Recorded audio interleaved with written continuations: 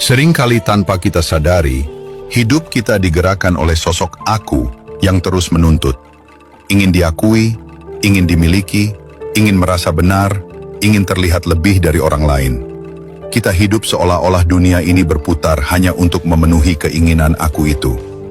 Dan ketika sesuatu tidak sesuai dengan harapan si aku, maka datanglah kemarahan, kekecewaan, dan penderitaan.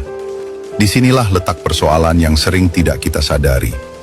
Kita mengira aku itu adalah diri kita yang sejati, padahal yang selama ini mengendalikan kita hanyalah bayangan, topeng dari pikiran, keinginan, dan ego kita sendiri.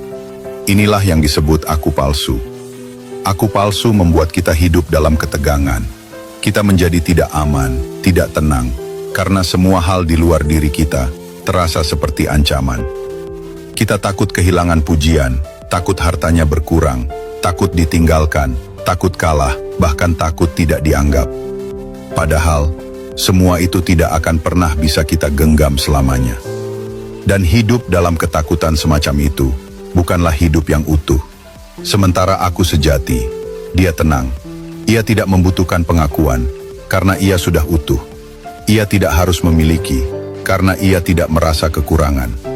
Aku sejati, tidak menguasai dan tidak dikuasai. Ia hanya menyaksikan dengan jernih, hadir dengan sadar, dan mencintai tanpa syarat. Ia bukan bayangan yang diciptakan oleh pikiran, tapi cahaya yang selalu ada di balik segala pengalaman.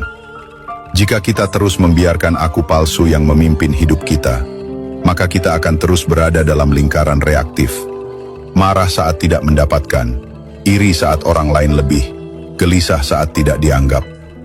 Tapi jika kita mulai mengenal aku sejati, maka perlahan kita akan terbebas dari jeratan aku-aku yang semu itu.